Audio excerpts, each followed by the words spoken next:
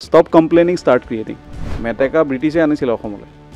অসমলৈ ন ভাৰতলৈ। সঁচাকে নেকি? সঁচাকে। মেটেকাটো আমাৰ থলুৱা নহয় নেকি? মেটেকা আমাৰ থলুৱা নহয়। শগুন নাইকিয়াই হৈ গ'ল।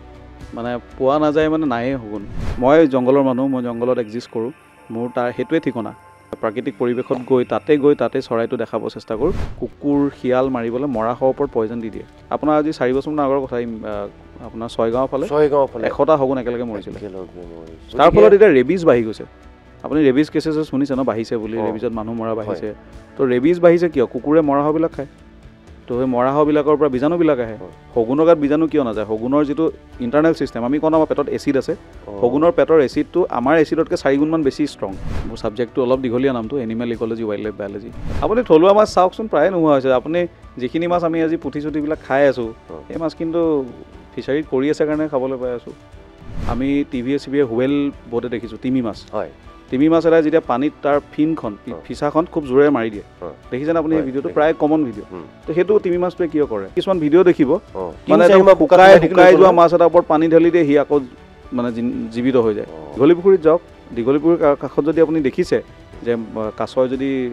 ৰ'দ পোৱাই আছে তাৰ মূৰৰ ওচৰত যদি ৰঙা লাইন এটা দেখিছে গম পাব সেইটো ৰেডিয়েট স্লাইডাৰ চ' ঘৰ চিৰিকা মতা মাইকী আকৌ বেলেগ আৰু বন চিৰিকা মতা মাইকী দেখা থাকে এক্টিভিটিতে আমি প্ৰত্যেকটো যি কৰ্ম কৰি আছোঁ প্ৰত্যেকটো কামতে আমি প্ৰকৃতি সংৰক্ষণৰ কথা পাতিব পাৰোঁ প্ৰকৃতি সংৰক্ষণ কৰিব পাৰোঁ নমস্কাৰ আজি এটা বিশেষ বিষয় লৈ আপোনালোকৰ সন্মুখলৈ আহিছোঁ আজি হৈছে বিশ্ব বন্যপ্ৰাণী সংৰক্ষণ দিৱস wild life conservation day 4 December দিনটোত উদযাপন কৰা হয় আৰু আজিৰ এই দিনটোত বিশেষভাৱে কথা পাতিবলৈ আমাৰ ষ্টুডিঅ'লৈ আমি আমন্ত্ৰণ জনাই আনিছোঁ এগৰাকী বন্যপ্ৰাণী বিশেষজ্ঞ wild life biologist doctor Nilotpal Mahanta Nilotpal স্বাগতম জনাইছোঁ ধন্যবাদ দাদা আৰু এটা কথা ঠিক মানে আমি পুনৰ এটা কথা মই ক'ব লাগিব কেতিয়াবা কি হয় আনুষ্ঠানিকভাৱে কথা পাতিবলৈ গ'লে আমি সদায় ইজনে সিজনক সাধাৰণতে কি হয় আপুনি বুলি সম্বোধন কৰিবলগীয়া হয় আত্মীয় হ'লেও এতিয়া তোমাৰ লগত যিহেতু মোৰ সুদীৰ্ঘকালৰ বন্ধুত্ব ভাইটি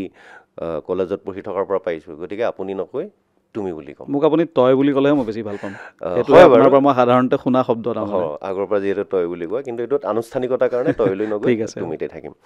আজি বিশ্ব বন্যপ্ৰাণী দিৱস তোমাৰ কাম তুমি এগৰাকী বায়'লজিষ্ট বন্যপ্ৰাণী বিশেষজ্ঞ PhD কৰিছা তাৰ ওপৰত অতি শেহতীয়াকৈ ছ'চিয়েল মিডিয়াত তুমি ট্ৰেণ্ডিঙত আছা খুব সুন্দৰ কণ্টেণ্টৰ কাৰণে সাধাৰণতে কি হয়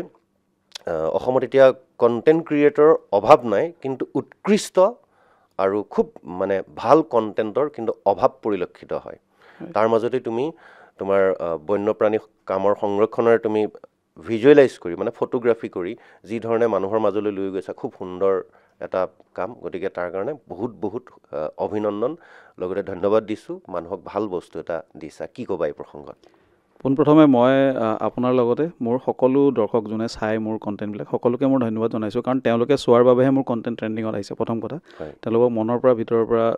এটা মই ধন্যবাদ জনাইছোঁ তাৰ লগতে এই যিটো মোৰ যাত্ৰা মানে কণ্টেণ্ট বনোৱাৰ যাত্ৰাটো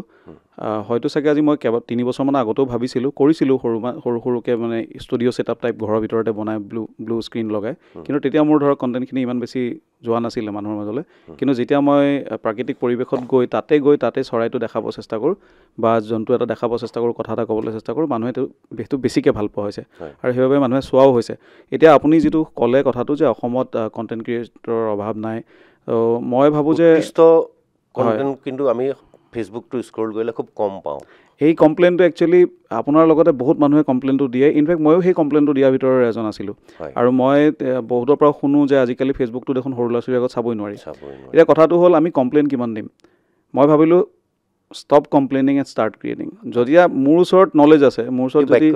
ভাল লাগিলে আকৌ এবাৰ ষ্টপ কমপ্লেইনিং ষ্টাৰ্ট ক্ৰিয়েটিং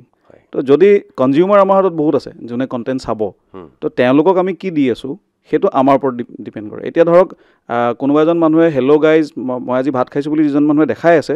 তেওঁ কিন্তু খেতি কৰিব জানিব পাৰে তেওঁ হয়তো ধানৰ বীজ এটা কেনেকৈ সিঁচিব লাগে সেইটো জানে তেওঁ সেইটো দেখুৱালে কিজানি সমাজৰ বেছি ভাল হ'ব মই ভাবোঁ তো জ্ঞান সকলোৰে ওচৰতে আছে জ্ঞান সকলোৰে ওচৰতে কিবা না কিবা এটা ক্ষেত্ৰত তেওঁ পটুতা আছে তেওঁ জানে সেইটো বস্তু তেওঁ সেইটো বস্তু দেখাব পাৰে সমাজৰ অকণমান ভাল হ'ব আৰু আহিব লগা আমাৰ উঠি অহা চাম মই আজি এটা বিৰাট আপোনাক সুন্দৰ কথা এটা কওঁ আজি 4-5 দিনৰ আগৰ কথা হ'ব এজন মোৰ ছিনিয়ৰ দাদা এজনে মোক কৈছে যে নীলোৎপল মোৰ সৰু ল'ৰাটো 7 বছৰীয়া তেওঁ তোমাৰ কণ্টেণ্ট চাই খুব ভাল পায় 7 বছৰীয়া ভাল লগা কথা তাৰ দ্বিতীয় আৰু এটা কথা হ'ল কালি মই যেতিয়া ৰায়মনা নেশ্যনেল পাৰ্ক পৰহিৰ দিনা ৰায়মনা নেশ্যনেল পাৰ্কৰ পৰা ঘূৰি আহি আছিলোঁ বাটতে এটা ফোন আহিলে এজন বন্ধুৰ তেওঁৰ মাকে ফোনটো কাঢ়ি লৈ পেলাই তেওঁ বন্ধুৱে মোৰ লগত এনেই কথা পাতি আছিলে আৰু বন্ধুজন তাৰমানে মোৰ বন্ধুৰো বন্ধু তো সেইটো কাৰণে মানে মোৰ লগত ডাইৰেক্ট চিনাকিও নহয় তো তেওঁৰ মাকে ফোনটো কাঢ়ি লৈ পেলাই মোক ক'লে তেওঁৰ বয়স এতিয়া হয়তো 60 ওচৰা ওচৰি তেওঁ মোক ফোন কৰি ক'লে ইমান মৰমত ক'লে বাবা তোমাক মই এটা ফ্ৰেণ্ড ৰিকুৱেষ্ট পঠাইছোঁ একচেপ্ট কৰিবা কিন্তু তোমাৰ কণ্টেণ্ট চাই মই খুব ভাল পাওঁ এতিয়া কথাটো হ'ল 7 বছৰীয়া এজন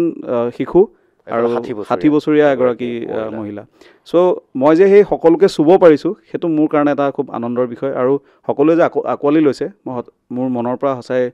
এটা ধন্যবাদ জনাইছোঁ এই বিষয়ে আচলতে মই চাইছোঁ তোমাৰ যেতিয়া দৰ্শকসকলকো আপোনালোকে নীলোৎপল মহন্ত বুলি যদি ফেচবুকত যায় বা ইনষ্টাটো আছা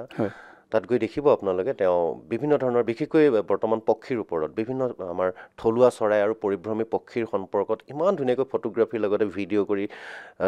সবিশেষ বৰ্ণনা কৰিছে কোনটো চৰাই কেনেকুৱা দেখিবলৈ কেনেকুৱা গাৰ গঠন কি খায় ইত্যাদি ইত্যাদি এনেকুৱা ধৰণৰ গঠনমূলক এনেকুৱা ধৰণৰ যোগাত্মক ইতিবাচক এনেকুৱা ধৰণৰ কণ্টেণ্ট মানুহে আদৰি লৈছে আৰু লোৱাটো খুব ভাল কথা কাৰণ নহ'লে ছ'চিয়েল মিডিয়াত আমি দেখোঁ সৰু মানে এই শাক খোৱা ভাত খোৱা কথাবোৰ যৌনগন্ধি কথা বতৰা ভিডিঅ'বোৰ বেছি হৈছে তাৰ মাজতেই নীলোৎপলৰ দৰে বা আন 10জনে এনেকুৱা ধৰণে যেতিয়া কৰিব আমি ভাবোঁ ছ'চিয়েল মিডিয়া আৰু অধিক মানে সৃষ্টিশীল হৈ থাকিব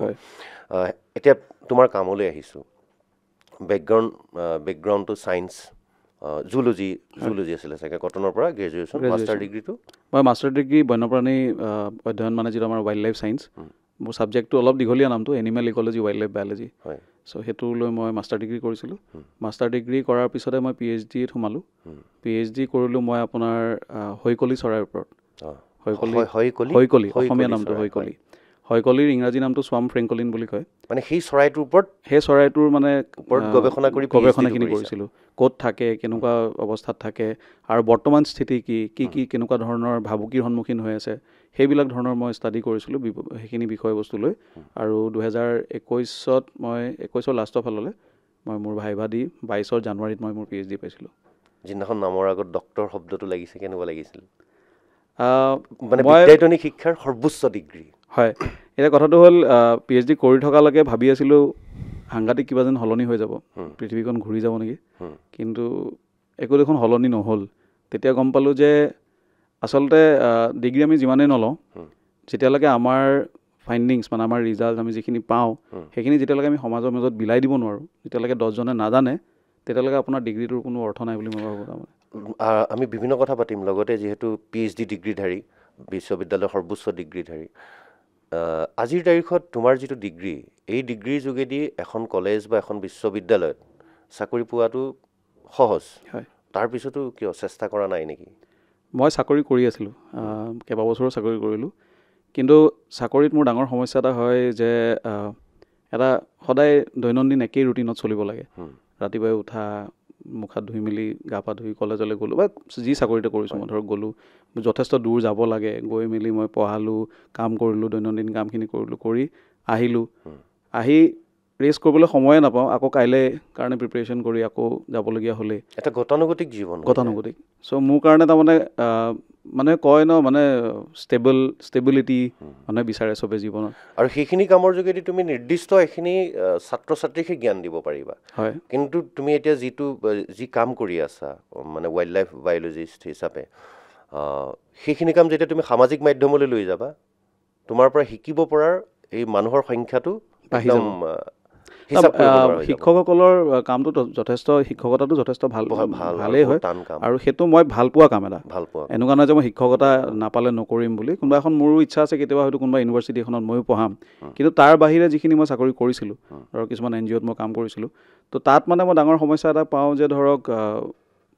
মানে সদায় একেটা কামকে কৰি থাকি আমনি লাগে তাৰমানে মই জংঘলৰ মানুহ মই জংঘলত এক্সিষ্ট কৰোঁ মোৰ সেইটোৱে ঠিকনা তাত যদি মই যাবলৈ নাপাওঁ আৰু তাৰ পৰা যদি মোৰ ক'ৰবাত মানে মোৰ যদি কানেকশ্যনটো যদি অকণমান কমি আহে মোৰ তেতিয়া অকণমান অশান্তি লগা আৰম্ভ হয় তোমাৰ এটা ভিডিঅ'ত দেখিলোঁ সেইদিনাখন বগলী মই আগতে ভাবিছিলোঁ অসমত বগলী অকল দুবিধ এবিধ ডাঙৰ বগলী এবিধ সৰু বগলী হয় তোমাৰ ভিডিঅ'টো চাই গম পাইছোঁ যে বগলীৰ 4টা প্ৰকাৰ আৰু বিশেষকৈ মোক আকৰ্ষণ কৰিলে মই নজনা কথা মই ভাবিছিলোঁ আগতে ডাঙৰ সৰু কোনো ডাঙৰ বগলীয়ে ক'ৰবাত বিলত গৈ পুখুৰীত গৈ মাছ খাই থাকে সৰু বগলী গৰু ম'হৰ পিছে পিছে ঘূৰি ফুৰে কাৰণ সৰু পৰা তেনেকৈ দেখিছোঁ আজিকালি বহুত কম এই সৰু বগলীটোৱে কিয় মানে এনেকৈ গৰুৰ কাষে কাষে ঘূৰি ফুৰে সি আন বগলীৰ নিচিনা মাছ নাখায় নেকি বগলীৰ প্ৰথম প্ৰশ্নটো হ'ল যে বগলী প্ৰজাতি এনেই আমি যেতিয়া বগলী বগা হয় চ' গোটেই যদি ভাঙনিটো কৰোঁ আচলতে মোক বহুতে প্ৰশ্ন কৰে যে দাদা কণা বগলী ক'ত গ'ল কানি বগলী বুলিও এটা আছে কিবা এটা কণা মুচৰি তো সেইখিনি নহয় নেকি তো মোৰ কথাটো হ'ল পৰিয়াল তাহাঁতৰ চব একেই মানে যিখিনি আমি হেৰন বুলি কওঁ এটা ডাঙৰ বিশাল এটা পৰিয়াল তাৰ ভিতৰত বহুত চৰাই আছে যেনেকৈ আপোনাৰ ৱাক চৰাই বুলি এটা কওঁ আমি ব্লেক ক্ৰাউন নাইট হেৰন সেইটো গধূলি সময়ত বেছিকৈ ওলায় তাৰ বৰণটো অকণমান গ্ৰেইছ কালাৰ পিছফালে পিঠিত অকণ কলা থাকে কণা মুচৰিটো সকলোৱে চিনি পায় তাৰপিছত আজান পক্ষী এটা আছে শালখেদা আছে বহুত তেনেকুৱা চৰাই আছে অসমৰ গোটেইখিনি মই নাম যি কৈ আছোঁ আপোনাক শালখেদাটোক নামটো বৰ ইণ্টাৰেষ্টিং তাক শালখেদা বুলি কেলৈ কয় ৰাতিপুৱা যেতিয়া মানুহজনে শালখন লৈ যায় সি মানে পথাৰত পৰি থাকেতো শালখনে তাক খেদি নিব লাগে তাৰমানে তেতিয়া উৰি যায় তাৰপিছত আজানটোক কয় সি যেতিয়া ওপৰেদি উৰি যায় সি চিঞৰি যায় তো আজান দি পেলাই গৈছে মানে এনেকুৱা ধৰণৰ নামাকৰণবিলাক হৈছে এতিয়া বগলী মই আপোনাৰ ভিডিঅ'ৰ যোগেদি মই ক্লিয়াৰিফাই কৰিব বিচাৰিছোঁ যে মই বগলী বুলি কওঁতে অকল সেই বগাকেইটাৰ কথাহে ক'ব বিচাৰিছিলোঁ ইয়াত বগলী বগা 4টা তো অসমত 4টা প্ৰজাতি পায় আপুনি যিটো ক'লে কিছুমান বগলী গৰুৰ পিছে পিছে ঘূৰি থাকে এতিয়া গৰুৰ পিছে পিছে ঘূৰি থকা বগলীকেইটাৰ আকৌ এটা বিশেষত্ব আছে সিহঁতি তাৰমানে কি কৰে গৰুৰ লগত এটা ৰিলেশ্যন বনাই লৈছে মানে গৰুটোৱে ঘাঁহ খাই গৈ থাকে যে পিছে পিছে গৈ থাকে গৰুৱে যেতিয়া খোজ দিয়ে গৰুৰ খোজৰ ফলত সেই ঘাঁহবিলাক তাৰমানে আপোনাৰ ঘাঁহৰ তলত যিবিলাক পোক সোমাই থাকে সেইবিলাক পোকবিলাক ওলাই আহে ঘাঁহৰ তলত বা অলপমান মাটিৰ অকণমান তলত যিখিনি থাকে ধৰক ফৰিং চৰিং হয়তো লুকাই থাকিব পাৰে ঘাঁহৰ তলে চলে থাকিব পাৰে যিখিনি গৰুৱে খচি থৈ গ'লে সেইখিনি ওলাই আহে বাহিৰলৈ যিটোক আমি ইক'লজিকেল টাৰ্মছত ফ্লাছিং কৰা বুলি কওঁ তো গৰুৱে মানে এইটো ফ্লাছ কৰি দিয়ে দিয়াৰ ফলতো পোক পৰুৱা খাবলৈ খুব সহজ হৈ যায় হেৰি বগলীটোৰ কাৰণে কেতিয়াবা আকৌ বগলীয়ে গৰু গাত লাগি থকাটোও খায় কিন্তু সেইটো সচৰাচৰ নকৰে কাৰণ সেইটো কৰা হ'লে আমি সদায় তাৰমানে তাক গৰুৰ গাৰ পৰা পোক টানি থকাই দেখা পালোঁ হয় কিন্তু সদায় সেইটো নকৰে গৰুটো অশান্তি পাব খেদিব পাৰে সেইকাৰণে তো এইটোক মানে আমি এটা ইক'লজিকেল টাৰ্মছত পিভটেল লিংকেজ মানে এইটো এটা মানে খুব এৰাব নোৱাৰা এটা সম্পৰ্ক প্ৰকৃতিৰ মানে কেনেকুৱা ধৰণৰ বান্ধোন ন সাংঘাতিক ইচ্ছা কৰিলে গৰু গাত লাগি থকা সেই কিবা পোক পৰুৱাবিলাকৰ গৰু গাতো কিবা কিবি লাগি থাকে সেইটো খাব পাৰে গৰুটোক ডিষ্টাৰ্ব নকৰে বা মহটোক ডিষ্টাৰ্ব নকৰে সিহঁতৰ কাষে কাষে থাকি সিহঁতৰ খোজৰ পৰা যিবিলাক উঠি আহে মানে সেইবিলাক কেতিয়াবা আপুনি ইনফেক্ট কাজিৰঙালৈ গ'লে দেখিব গড়ৰ পিঠিটো কেতিয়াবা মইনা চৰাই সৰু সৰু শালিকা চৰাই কিছুমান ঘূৰি থাকে সেই শালিকা চৰাইবিলাক আকৌ গড়ৰ গাত লাগি থকা পোকবিলাক খায় যিবিলাক আমি এক্টোপেৰাচাইট বুলি কওঁ মানে স্কিনত থকা ছালত থকা যিখিনি পেৰাচাইট সৰু সৰু কণী হ'ব পাৰে বা বেলেগ পোক হ'ব পাৰে সেইবিলাক তেওঁলোকে খায় মানে তাৰ পৰা গড়টোৱেও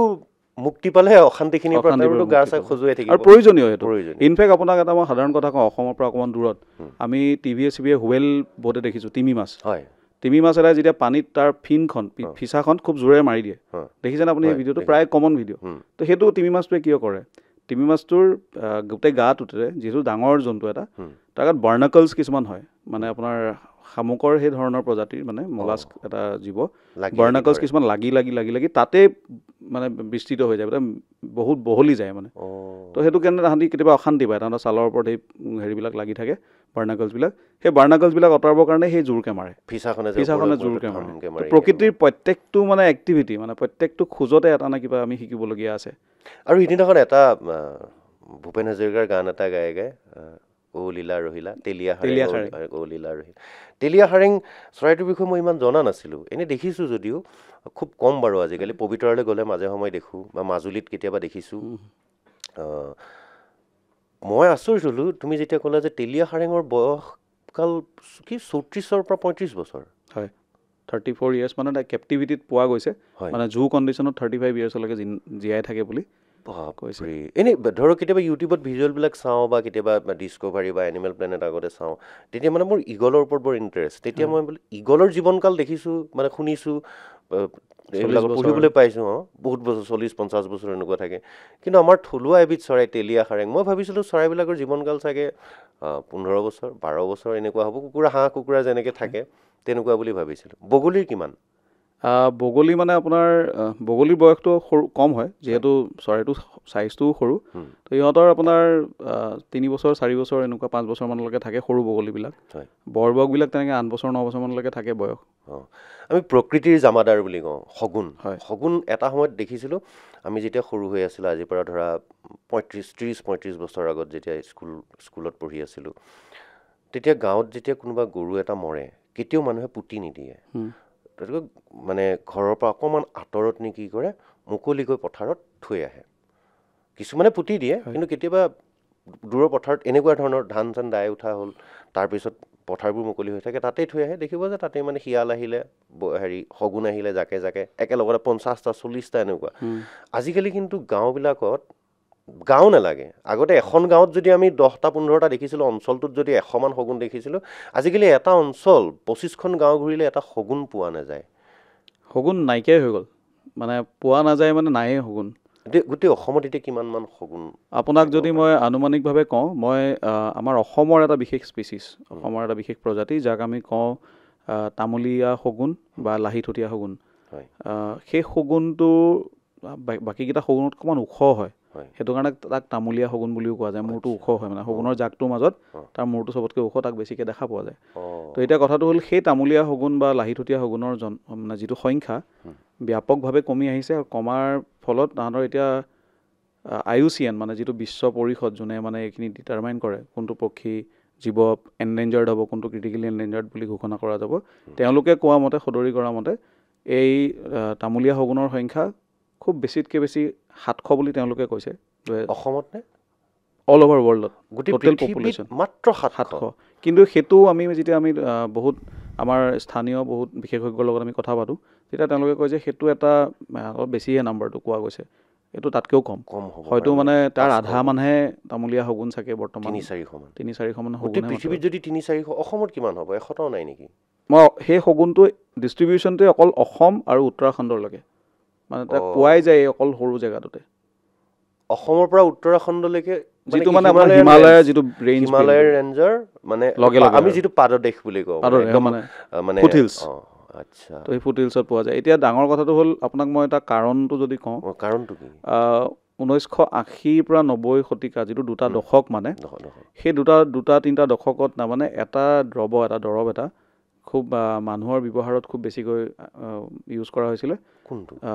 বিষত দিয়া যায় এটা কেইবাটাও দৰৱ আছে সেইকেইটাক NSAID বুলি কওঁ ইংৰাজীত non steroidal anti inflammatory drug তাত আপোনাৰ মানে ডিক্ল'ফেনেক আপুনি যদি এটা ঘৰত চাই আছে ভিডিঅ'টো তাত আপুনি ঘৰত যিকোনো পেইন কিলাৰ বাম এটা উঠাব মানে আমাৰ আয়ুৰ্বেদিকবিলাক নাই কোৱা যিখিনি এলোপেথিক তাৰ ওপৰত ডিক্ল'ফেনেক বুলি এটা কম্পনেণ্ট পায় তো ডিক্ল'ফেনেক আছে এচিক্ল'ফেনেক আছে কেট'প্ৰফেন নেমাচুলাইডটো চাগে জানে আপুনি নেমাচুলাইড শুনিছে তো এই দ্ৰৱকেইটা গৰু ছাগলীকো দিয়া যায় তো যেতিয়া এই দ্ৰৱকেইটা গৰু ছাগলীক দিয়া যায় বাই চান্স যদি কেনেবাকৈ সেই গৰুটো মৰি যায় মৰাৰ পিছত যদি আপুনি সেই গৰুটো পেলাই দিয়ে আৰু ৩ দিনমানৰ ভিতৰত যদি মৰে তেতিয়া কি হয় সেই দ্ৰৱটো তাৰমানে তাহাঁতৰ লিভাৰ আৰু মানে হাৰ্ট এইবিলাক অৰ্গেনত থাকি যায় যিবিলাক আমি ছফ্ট টিচু বুলি কওঁ সেইবিলাকতে দ্ৰৱটো থাকি যায় থাকি যোৱাৰ ফলত শগুনে যেতিয়া সেই মাংস খায় শগুনৰ অভ্যাস এটা আছে শগুনে প্ৰথমতে কোমল মাংসবিলাক খায় চকুটো খায় পেটৰ ভিতৰৰ বস্তুখিনি খায় তো কোমল মাংসখিনি যেতিয়া খায় শগুনৰ গাত সেই দ্ৰৱটো সোমাই যোৱাৰ পিছত লাহে লাহে কি হয় ইহঁতৰ কিডনী ছিষ্টেম যিটো মানে সেইটো অলপ ফিল্ট্ৰেশ্যন ছিষ্টেমটো বেয়া হয় শগুনৰ ভিতৰত তো লাহেকৈ তাহাঁতৰ বডিত এই ইউৰেট ক্ৰিষ্টেলছ মানে আমাৰ ইউৰিক এচিড হ'লে মানুহৰ যে আঁঠুবিলাকত ইউৰিয়া জমা হয় বুলি কয় যে সেই ইউৰেট ক্ৰিষ্টেলছ কিছুমান তাহাঁতৰ দেহটো লাহে লাহে জমা হোৱা আৰম্ভ কৰে তো 10ৰ পৰা 15 দিনমান সময় এটাৰ ভিতৰত তাহাঁতে মৃত্যুবৰণ কৰে এতিয়া সেইটো কাৰণ আছিলে যিটো কাৰণে আপোনাৰ গোটেই ভাৰততে শগুনৰ সংখ্যা ব্যাপকভাৱে কমি আহিছিলে প্ৰত্যেকটো স্পিচিছৰে আপুনি তাক বগা পিঠিয়া শগুন যিটো আমি হোৱাইট ৰাম ভালচাৰ বুলি কওঁ তাৰপিছত আপোনাৰ ভাৰতত পোৱা শগুনৰ ভিতৰত যিটো হিমালয়ান ভালচাৰ হিমালয়ান গ্ৰিফন সেই গ্ৰিফন শগুনটোহে অকণমান সংখ্যা ভাল কাৰণ তাহাঁতৰ যিখিনি মেচিয়ৰ মানে যিখিনি প্ৰাপ্তবয়স্ক আছে সেইখিনি টিবেটতে থাকে টিবেট মানে হিমালয়ৰ ওপৰতে থাকে আৰু তাত তাহাঁতি এই দ্ৰৱ নাপায় তাৰমানে তাত তাহাঁতি খুব ফ্ৰেছ খানা পায় সেইটো কাৰণে তাহাঁতি সুকলমে আছে কিন্তু তাৰ বাহিৰে বাকীকেইটা শগুন মানে ইয়াতে বহুত বেয়া কণ্ডিশ্যনত আছে আৰু তাতকৈ ডাঙৰ সমস্যা এটা অসমত আছে মই এইটো আপোনাৰ ভিডিঅ'ৰ যোগেৰে মই সকলোকে ৰিকুৱেষ্ট কৰিছোঁ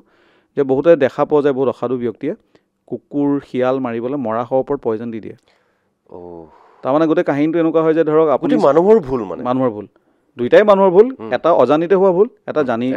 জানি কৰা ভুল তো জানি কৰা ভুলটোত কি কৰে তেওঁলোকে শগুন মাৰিবলৈ নাই কৰা কিন্তু কিবা এটা জন্তু মাৰিবলৈতো কৰিছে তো আল্টিমেটলি তেওঁলোকে জানিয়ে কৰিছে গোটেই কামটো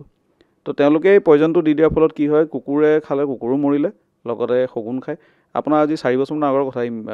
আপোনাৰ ছয়গাঁৱৰ ফালে 100টা শগুন একেলগে মৰিছিলে চ' সেনেকুৱা ধৰণৰ ঘটনা অসমত প্ৰায় ঘটি আছে শগুন মৰা মানে অসমৰ 30% মান শগুন সেইদিনাখনেই শেষ আৰু তাৰ ওপৰত আপোনাৰ 2010 বছৰত মই এটা হিচাপ উলিয়াইছিলোঁ প্ৰায় 1200 মান শগুন অকল এই পয়জনিং মানে এই যে বিষক্ৰিয়া হোৱা মৰাশ খাই মৰিছে অকল কিমান বছৰত 10 বছৰত প্ৰায় 1200 আৰু একেলগে এটা নমৰে নহয় একেলগে 50টা 60টা যি জাকটো খাবলৈ গোটেই জাকটো মৰি যায় একেলগে গতিকে আমাৰ দৰ্শকসকলে এইটো এটা অনুৰোধ থাকিব আপোনালোকে এইটো কাম কেতিয়াও নকৰিব যিখিনি নীলোৎপলে বুজাই দিছে ইমান ধুনীয়াকৈ কাৰণ শগুনক আমি প্ৰকৃতিৰ জামাদাৰ বুলি কওঁ শগুনী এটা জীৱ আৰু আৱৰ্জনা লেতেৰাবিলাক খাই প্ৰকৃতিৰ চাফা কৰি ৰাখে তাৰ ফলত এতিয়া ৰেবিজ বাঢ়ি গৈছে আপুনি ৰেবিজ কেছেছ শুনিছে ন বাঢ়িছে বুলি ৰেবিজত মানুহ মৰা বাঢ়িছে তো ৰেবিজ বাঢ়িছে কিয় কুকুৰে মৰাহবিলাক খায় তো সেই মৰাহবিলাকৰ পৰা বীজাণুবিলাক আহে শগুনৰ গাত বীজাণু কিয় নাযায় শগুনৰ যিটো ইণ্টাৰনেল ছিষ্টেম আমি কওঁ আমাৰ পেটত এচিড আছে শগুনৰ পেটৰ এচিডটো আমাৰ এচিডতকৈ 4 গুণমান বেছি ষ্ট্ৰং তাৰ pH 1 মান হয় তো তাত মানে তাতে চব গলাই দিব পাৰে তো তাত একো বীজাণু বাচিয়ে নাথাকে তাৰ ভিতৰলৈ গ'ল কিন্তু কুকুৰৰ সিমান ষ্ট্ৰেংথ নাথাকে কুকুৰৰ মুখতে বীজাণুবিলাক আহে আৰু কুকুৰ সদায় মানুহৰ লগত থাকে সেই মৰাহ খাই কুকুৰটো আপোনাৰ ঘৰলৈ আহিছে নে নাই আপুনিতো নাজানে সেই বুলি মই কুকুৰ মাৰিবলৈ নাই কোৱা কিন্তু এই মৰাহবিলাক পেলাই দিওঁ তাতে ধৰক শগুন নাই কাৰণে কুকুৰে খোৱা হৈছে কুকুৰৰ পৰা এইটো কাৰণে আমি শগুন বচাব লাগে এতিয়া কেনেকুৱা ধৰণৰ এটা ছিষ্টেম কাৰণ এই প্ৰসংগবিলাক আমি কেতিয়াবা কিতাপত পঢ়িবলৈ পাওঁ যিহেতু মই ছায়েন্সৰ কথা ইমান নাজানো বিশেষকৈ বায়'লজি বা এইবিলাকৰ কথা আৰু কেতিয়াবা সেই টিভিত দেখিবলৈ পাওঁ আজি তোমাৰ লগত কথা পাতি কিবা সপোন লাগিছে মাজতে তুমি কেইবাটাও ভিডিঅ' বনাইছিলা আৰু বিভিন্ন ধৰণৰ বনাইছিলা সেইবিলাক কথা বাৰু তোমাৰ তাতে ভিডিঅ'ত চাই থাকিব তোমাৰ ফেচবুকত নীলোৎপল মহন্ত পুনৰ কৈছোঁ আপোনালোকে চাব ফেচবুক ইনষ্টাগ্ৰামত খুব ট্ৰেণ্ডিঙত আছে চাই ভাল পাব নতুন কথা শিকিব ভাল কণ্টেণ্ট নাই বুলি যিসকলে সামৰাও কাঢ়ি থাকিবলগীয়া হয় দুখ কৰিবলগীয়া হয় নীলোৎপল মহন্তৰ দৰে বহু ভাল ক্ৰিয়েটৰ আছে য'ৰ পৰা আপোনালোকে শুনি ভাল পাব দেখি ভাল পাব নতুন জ্ঞান লাভ কৰিব ছাত্ৰ ছাত্ৰীসকলে জ্ঞান লাভ কৰিব আৰু আপোনালোকৰ সন্তানসকলে পাব উঠি অহা প্ৰজন্মই ভাল শিক্ষা পাব ভাল জ্ঞান পাব আকৌ এটা যিহেতু ৱাইল্ড লাইফৰ কথা পাতি আছোঁ তোমাৰ যিহেতু ক্ষেত্ৰখন সেইটো জীৱন জীৱিকা সকলো তোমাৰ নিচা পেচা সকলোখিনি তাতেই জড়িত হৈ আছে এই যে আমাৰ এতিয়া ধৰক অসমত কিছুমান এইবিলাক আহিছে এই আমি প্ৰায় বাতৰি কৰোঁ পাৰ্থেনিয়াম এইটো খুব বিষাক্ত বুলি কয় পাৰ্থেনিয়ামৰ কাষত আনকি এনেকৈ কয় যে পাৰ্থেনিয়াম যদি জোপোহাখিনি বা সেই গছখিনিৰ মাজত যদি সৰু নহয় জানো 4 ফুট 5 ফুট বগা ফুলে তাৰ মাজত যদি বোলে গৰু এটাও যদি 6 ঘণ্টামান শুই থাকে তাৰো শৰীৰত মানে এজমা জাতীয় সমস্যা হ'ব পাৰে এতিয়া আমাৰ নেশ্যনেল হাইৱেত কিন্তু ভৰ্তি হৈ গৈছে একদম উজনিৰ পৰা নামনিলৈ সকলোতে পাৰ্থেনিয়ামটো অসমৰ উদ্ভিদ নহয় ই ক'ৰ পৰা আহিছে আৰু তাৰ পৰা কেনেকুৱা ধৰণৰ ক্ষতি হ'ব মানুহৰ পাৰ্থেনিয়ামৰ মই একজেক্ট লোকেশ্যনটো অকণমান চাব লাগিব কোন জেগাৰ পৰা তাৰ অৰিজিন তো কিন্তু পাৰ্থেনিয়ামৰ পৰা ক্ষতি মানুহৰো হ'ব পাৰে মানে এজমা জাতীয় সমস্যা মানে কি হয় এইটো এলাৰ্জি কৰে স্কিনৰ ইৰিটেশ্যন কৰে আৰু এলাৰ্জি অকল বাহিৰতে নকৰে ভিতৰতো কৰে তো এজমা জাতীয় সমস্যা কিয় হয় শ্বাস নিশ্বাস নলীত যেতিয়া সোমাই যায় তাৰ এই গুৰিবিলাক ফুলৰ পৰা অহা ৰেণুবিলাক তো সেইবিলাকে আমাৰ সেই ভিতৰতো কৰজনছ কৰে যাৰ কাৰণে আমি উশাহ ল'বলৈ আমাৰ দিগদাৰ হয় এতিয়া অকল পাৰ্থেনিয়ামে কিন্তু সমস্যা নহয় তেনেকুৱা সমস্যা কৰা জীৱ জন্তু উদ্ভিদ বহুত আছে কিন্তু জীৱ জন্তুও আছে তো আমাৰ কি হয় আমি যেতিয়া পাৰ্থেনিয়াম কেনেকৈ আহিলে আমাৰ সংস্পৰ্শতে অহা পাৰ্থেনিয়াম কিবা নিজে আমাৰ অসমলৈ অহা নহয় পাৰ্থেনিয়ামো মানুহৰ সংস্পৰ্শতে অহা হয়তো কেতিয়াবা কণ্টেইনাৰত কেতিয়াবা ট্ৰাকত কেতিয়াবা এই যে ডাঙৰ দূৰলৈ মুভমেণ্ট ঘূৰা যিবিলাক মানে বাহন আছে সেই বাহনবিলাকত কেতিয়াবা আহি যায় কেতিয়াবা আপোনাৰ পাৰ্চেল এটা ধৰক মই সৰু পাৰ্চেলৰ কথা নাই কোৱা এমাজন ফ্লিপকাৰ্টৰ এই ডাঙৰ পাৰ্চেল যে আহে কেতিয়াবা ধৰক কণ্টেইনাৰত আহে সেইবিলাকৰ লগত কেতিয়াবা ফুল এপাহ গুচি আহে গুটি এটা গুচি আহে যেনেকৈ আপোনালোকে দেখিব বিলৰ পাৰত আপোনাৰ সেই অগৰা গুটি বুলি কয় এই কাঁইটীয়া গুটি গৰু গাত লাগি পেলাই বেলেগ জেগালৈ গুচি যায় তো সেইটো এটা মানে ধৰক তেনেকুৱা ধৰণৰ এতিয়া মেটেকা ব্ৰিটিছে আনিছিলে অসমলৈ নহয় ভাৰতলৈ সঁচাকৈ নেকি সঁচাকৈ মেটেকাটো আমাৰ থলুৱা নহয় নেকি মেটেকা আমাৰ থলুৱা নহয় মেটেকা শব্দটো শুনিবলৈ লাগিছে মেটেকা কেইবাটাও আছে এটা দীঘল পাতবিলাক দীঘল হয় আৰু কিছুমান সৰু বা পানীত থকাটো কথা কৈছে যিটো আপোনাৰ পাৰ্পল কালাৰ মানে বেঙুনীয়া ফুলটো বৰ ধুনীয়া যে বেঙুনীয়া ফুল আপুনি যিটো যে ক'লে সেই অনুভৱে তেওঁ লৈ আহিছিলে মানে লৰ্ড হাষ্টিং নে চাউথ আমেৰিকাৰ পৰাই ফুলটো লৈ আহিছিলে বৰ ধুনীয়া ফুল ক'লৈ অসমলৈ নে ভাৰতলৈ ৱাইফক দিবলৈ যে ইমান ধুনীয়া ফুল সাউথ আমেৰিকাৰ পৰা লৰ্ড হেষ্টিংছে আনিছিল তেওঁ ইমান ধুনীয়া ফুল যে মই মোৰ ৱাইফক মই দিম লৈ যাওঁ লৈ আহিলে ফুল হিচাপে তো সেই সাউথ আমেৰিকা মানে ধৰক এই ব্ৰাজিল বলিভিয়া চিলি সেইবিলাক দেশ সেই আমি যিটো সাধাৰণতে লেটিন আমেৰিকা বুলি কওঁ তাৰ পৰা লৈ আহিছিলে লৈ আহি ৱাইফক দিলে ৱাইফে দেখি ভাল পালে ফুলপাহটো মৰি যাব মই পানীত বচাই ৰাখোঁ তো তেওঁ ঘৰৰ পুখুৰীত ৰাখিলে সি বিয়পি গ'ল তো বিয়পি যোৱা দেখি পেলাই তেওঁ আৰু বেলেগে ল'লে দেখাত ধুনীয়া ফুল তো তেনেকৈ লাহে লাহে লাহে লাহে সিঁচৰিত হৈ গ'ল গোটেই ভাৰত মেটেকাটো কি বিষাক্ত নেকি তাৰমানে কেলৈ কৈছোঁ চাওক চোৱা বস্তুটো সৰুৰ পৰা আমি মেটেকা দেখি আহিছোঁ মেটেকাৰ মই দুটা ভাল গুণ দেখিছোঁ এটা হ'ল মেটেকা শুকুৱাই পিনি যে আজিকালি বস্তু বনায় বিভিন্ন ধৰণৰ সামগ্ৰী বনায় খুব ধুনীয়া মেটেকাৰ সামগ্ৰী সেইটো আৰু দ্বিতীয়তে সৰুতে কি হয় আমি দেউতাই কয় যে এই পুখুৰীত আছে বা খালত আছে সৰু পথাৰত তথা খালত মেটেকাখিনি উঠাই থওঁচোন সেই মেটেকাখিনি উঠাই থৈ 10 দিনমান শুকুৱাই দিলে শুকান হৈ যায় নহয় তাৰপিছত যেতিয়া কচু ৰুবলৈ খাল খন্দা হয় তাত মাটিৰ লগতে সেই শুকানখিনি দি দিয়ে তেতিয়া কৈছে কচুবিলাক ভাল হয় মেটেকা ৰুলে মানে কি মেটেকাৰ সেইটো সাৰ বুলি কয় কাটি কাটি নিয়ে শুকানখিনি এনেকৈ কৈ পেলাই দিয়ে এইটোতো ভাল আপুনি ঠিকে কৈছে তাৰ ভাল গুণ আছে কিন্তু আমি সদায় তুলাচানীখনত যেতিয়া চাওঁ আমি ভালটো আৰু বেয়াটোৰ মাজত যদি কম্পেয়াৰ কৰোঁ আমি চাব লাগিব যে বেয়া বেছি আছে নে ভালৰ ফালে সি বেছিকৈ দুখ খাইছে নে বা বেয়াৰ ফালে দুখ খাইছে তো এতিয়া আমি এটা বস্তুৱে আপোনাক কওঁ মেটেকাৰ আপুনি যিটো ক'লে ঘৰুৱা কণ্ডিশ্যনত মেটেকাবোৰ আপুনি ইউজ কৰিছে কিন্তু মই মোৰ ৰিচেণ্ট অবজাৰ্ভেশ্যন মোক কেইদিনমানৰ আগত লাওখোৱা ৱাইল্ড লাইফ চেংচুৰী যেতিয়া গৈছিলোঁ অভয়াৰণ্যলৈ তাত দেখিছিলোঁ মানে বাৰিষা সময়ত বহুত মেটেকা সোমাই আহিলে ভিতৰলৈ তো যিহেতু এবাৰ বানপানীও বহুত কম হৈছে তো সেইটো কাৰণে মানে ঘূৰি যোৱা পানীত সেই মেটেকাখিনি ঘূৰি নগ'ল ঘূৰি নোযোৱাৰ ফলত মানে বিলবিলাকত গোটেই মেটেকা জমা হৈ গ'ল তো মেটেকা জমা হৈ যোৱাৰ ফলত কি হ'ব মেটেকা বাঢ়ি যাব বাঢ়ি পেলাই গোটেই বিলখন গোটেই বিলখন লৈ ল'ব ভৰ্তি হৈ যাব ভৰ্তি হৈ যোৱাৰ পিছত কি হ'ব তাত মুকলি পানী যদি নাথাকে চৰাইবিলাক আহি পৰিবলৈ জেগা নাথাকিল মাছ যেতিয়া মুকলি পানী নাথাকিব বতাহটো বায়ুটো নাপাব অক্সিজেন পানীত মিক্স নহ'ব তেতিয়া মাছে অক্সিজেন নাপাব তাৰমানে তাত মাছ নাথাকিব মাছ মৰিব আৰু তাৰপিছত কি হ'ব মেটেকাই লাহে লাহে লাহে লাহে জেগাটো বাম কৰিবলৈ আৰম্ভ কৰে তাৰ শিপাবিলাক ইমান বেছি বিখৰিত হৈ যায় মানে সি বাম কৰিবলৈ মানে সি শুকাই মেলি মৰি এটা সময়ত মৰে আৰু ওলাই গৈ থাকিব তাৰ শিপাবিলাক বহলি যাব সেইবিলাকে আপোনাৰ তলৰ পৰা বোকাবিলাক ল'ব সেই জেগাবিলাক লাহে লাহে সি বাম কৰিব তো লাহে লাহে কি হয় যিটো আমাৰ বিল এখনৰ ক্ৰমবিকাশ সেই ক্ৰমবিকাশটোত বিলখনক সি গৈ পেলাই এখন মানে শ্ৰাবলেণ্ডলৈ কনভাৰ্ট কৰি দিব মানে ধৰক আপোনাৰ শ্ৰাবলেণ্ড মানে ধৰক আপোনাৰ ঘাঁহনি জাতীয় যিবিলাক উদ্ভিদ থাকে তো ঘাঁহনি হোৱাটো বেয়া নহয় কিন্তু মানে ধৰক বিলখনটো নাইকিয়া হৈ গ'ল সেই বিলখনত অহা যিবিলাক চৰাই আছিলে চৰাইবিলাক নোহোৱা হ'ল তাৰ এইখিনি এইটো এটা আপোনাক ক'লোঁ দ্বিতীয়তে কি হয় মেটেকাটো এটা তাৰপিছত আৰু এটা আছে মই অলপ দিনৰ আগত এটা ভিডিঅ' বনাইছিলোঁ প্লেকো বুলি কয় মাছটোক আপুনি যোনে একুৰিয়াম ৰাখিছে এইটো যে অকণমান ক'লা ফুটকে থকা মাছটো মুখখন মাগুৰ মাছৰ চাকাৰ মাউথ কেটফিছ বুলি কয় কেটফিছ বহুতে আপুনি ক্ৰক'ডাইল মাছ বুলি কয় ক্ৰক'ডাইল ফিছ বুলিও কয় সেইটোতো অতি ভয়ংকৰ বুলি কেনেকুৱা ধৰণৰ নাজানো শুনিছোহে সেইটো মানে কি হয় তাক অলপ বেলেগ ধৰণে প্ৰমোট কৰা গ'ল মানে গ্লাছ ক্লিনাৰ গ্লাছটোতো মানে একুৰিয়ামৰ গ্লাছখন চাফা কৰে গ্লাছটো আমিও চাফা কৰিব পাৰোঁ একুৰিয়ামত মানে যেতিয়া মানুহে ৰাখে মাছ তো সি মানে গ্লাছ ক্লিনাৰ বুলি মানে সি প্ৰমোট হৈ গ'ল তো মানুহে সেইটো কাৰণে কিনা কৰিলে কিন্তু গ্লাছখনটোতো আমি নিজেও চাফা কৰিব পাৰোঁ গ্লাছখন ক্লিন কৰিবলৈ আমাক কি বেলেগকৈ এটা মাছ লাগে নেকি এতিয়া ডাঙৰ সমস্যাটো কি হৈ যায় আমাৰ যে বেছি মৰমটো যে জাগি যায় এই যে প্লেকো ডাঙৰ হৈ গৈ থাকে তাক এটা সময়ত বহুত ডাঙৰ হৈ যোৱাৰ পিছত আমি ক'ত এৰিব মানুহে সেইটো মাৰিটো নেপেলায় মৰমতে সেইটো কেনেকৈ মাৰিব আপুনি 4 বছৰ 5 বছৰ পোহাৰ পিছত এটা মাছ এটা তাৰ লগত এটা মায়া লাগি যায় মাছটো এৰি দিয়েগৈ পুখুৰীত নদীত খালত আপুনি যদি ড্ৰেইনতো এৰিছে ড্ৰেইনটোতো ক'ৰবাত খালতে পৰিছেগৈ গৈ পেলাই ব্ৰহ্মপুত্ৰতে পৰিছেগৈ তো ইভেঞ্চুৱেলি কি হৈছে সেই মাছটোৰ ডাঙৰ সমস্যাটো কি হ'ল যিহেতু সি এটা ইনভেচিভ মানে অগ্ৰসনকাৰী জীৱ এটা তো তাৰ তাৰমানে বহলি যোৱা মানে কি ক'ম তাৰ প্ৰজনন কৰা কেপাচিটি বহুত বেছি খুব কঠিন পৰিস্থিতিটো জীয়াই থাকিব পাৰে নেকি মাছ মানে বোকাটো যদি সোমাই থাকে মানে আপুনি কিছুমান ভিডিঅ' দেখিব মানে শুকাই যোৱা মাছ এটাৰ ওপৰত পানী ঢালি দিয়ে সি আকৌ মানে জীৱিত হৈ যায় তো মানে মাছটো ইমানেই ভয়ংকৰ আৰু দ্বিতীয়তে সি আমাৰ লোকেল মাছবিলাকৰ কণী খায় কণী পোৱালিবিলাক খাই দিব মানে এনেকুৱা নহয় যে তাৰ চাকাৰ মাউথ বুলি অকল সি এলগি খাব এনেকুৱা নহয় ইনফেক্ট মই নিজে